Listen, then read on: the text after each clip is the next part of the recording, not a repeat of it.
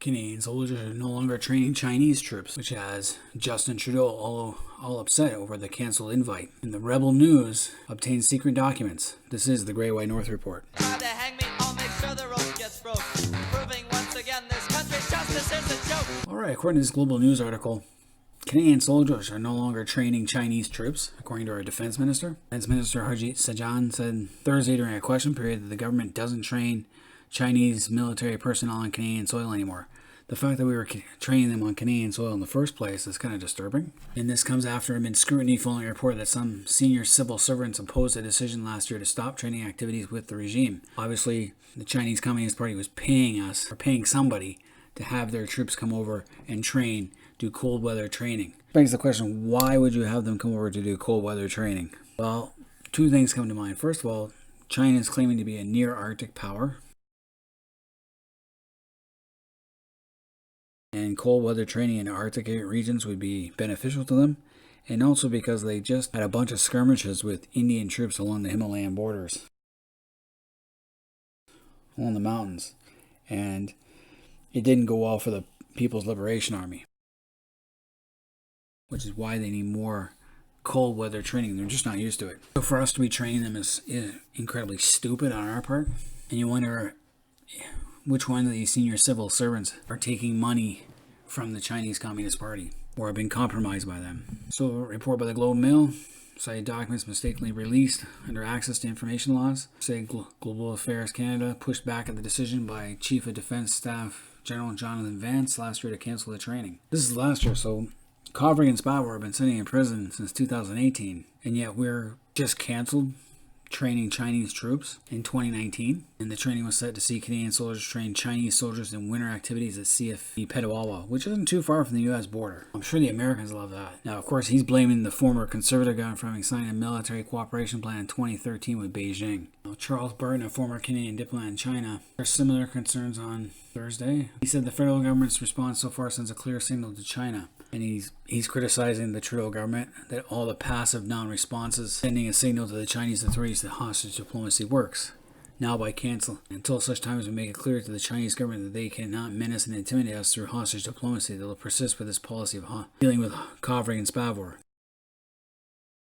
Now, Conservative leader Aaron O'Toole is calling on the government to implement Magnitsky sanctions on Chinese officials, freezing their assets and finances here in Canada. And I am all in favor of that. He also called the report of senior officials opposing Vance's move to cancel winter training disturbing. I do too. I'd like to find out who those senior officials are, find out what kind of ties they have to the CCP, and kick them out of the government. And if they do have ties to the CCP in any shape or form, 25 years in prison and all your assets seized would be a pretty good one. Traitors to your country. Because after all, like O'Toole says, China does not act like a partner or a friend.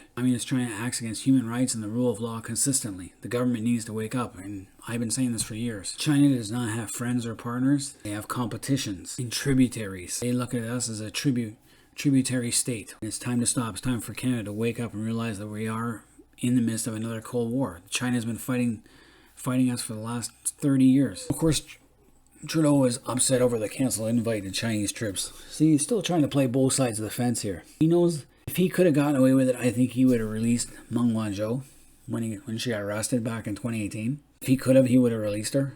But he knows that the backlash would have been so great, especially that 2019 was an election year. He didn't dare do it for political reasons. You gotta remember, it's his father that set up the whole recognition of China thing. So that would be like throwing his father's legacy away if he started turning away from China. And also, Trudeau is pandering. Special lobbyists from big business corporations who still see merit in doing business with China. After all, the Canada Pension Plan invests in China, as does the Ontario Teachers Union pension. It also invests its funds into Chinese projects. So there's no surprise that there'd be lobbyists looking for Trudeau to make peace with the Chinese Communist Party. Trudeau was very upset because he invited Chinese troops to conduct cold weather training in Ontario last year. And the Globe and Mail and Rebel Media this week published excerpts from secret government documents about the exercises, which were supposed to take place in 2019. Now, I've looked at CBC.ca, and they're pretty damn quiet about this. Now, there are fears that they could use the trip to glean information from Canada, according to the outlets, and probably could. Trudeau was worried the cancellation would appear to be retaliation over China's detention of 2 Canadian citizens, Spavor and Kovrig. Well, that could be seen like that, but we should be retaliating. And Trudeau wanted the Chinese officials to be let down gently. Rebel News founder Ezra Levant was claiming that the PLA was sending spies, not just soldiers. Probably. There's already Chinese spies in Canada. Everywhere you go. In our universities, in our government, they're there. But it turns out that cold weather warfare is just one of 18 different joint projects the Canadian Armed Forces had with the People's Liberation Army in 2019 alone. He was on Fox News with Tucker Carlson. Sending Canadians over to China, we're bringing Chinese. I think they're not just soldiers. I think they're spies as well to Canada. I don't know a single person in the country knew about it. I sure as hell didn't. This is all news to me. As far as I knew, we were sending ships over to do freedom exercises in the South China Sea. That's all I knew. And I think we did send troops to the military games that were in China. But other than that, I didn't know anything else about it. And quite rightly pissed off. When our military needs equipment, here we are training Chinese. Probably because we're getting money. They're paying us. Now, it also turns out the U.S. issued warnings to Canada about the risk of holding military exercises with China, but they were ignored. The Trump administration warned that this winter warfare training would transfer knowledge to China that could be used against us. And it's true. They're claiming to be a near Arctic power and are looking at the Northwest Passage with growing interest. It would become an easier trade route, bypassing the Panama Canal, and also resource rich. He was even on the Glenn Beck show, and I respect Glenn Beck. Held 17 joint military exercises with China. And here they are. Here's some of the documents. It says that see this is from who's all copied in this the subject. It talks about the Canadian Armed Forces reluctance to engage with PLA is not solely related to Ms. Mung's arrest in the consular cases. Desire to fully align with the Five Eyes, particularly the U.S., whose approach has shifted under the Trump administration. And that our chain of command was keen to cancel the PLA's participation in the winter survival training following the request from the DoD. Do so. We were also recall CDS's position on the sea.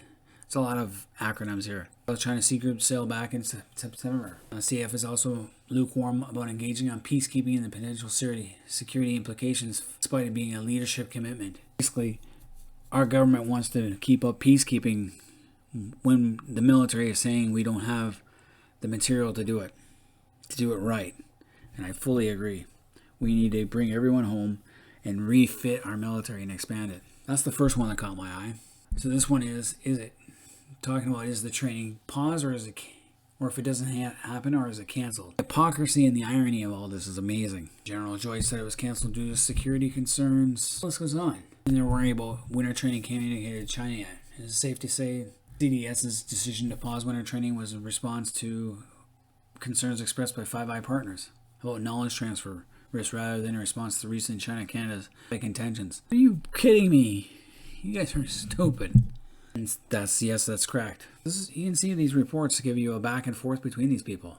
Interesting. Unfortunately, we have traitors in our government who'd like to be in bed and do business with China despite whatever happens. Who cares about our citizens or how we feel? They would like to sell their country out for a few bucks on their side. You got to be getting something for this. Time for the liberal government to fall, and I hope it does soon. It's time to become tough on China.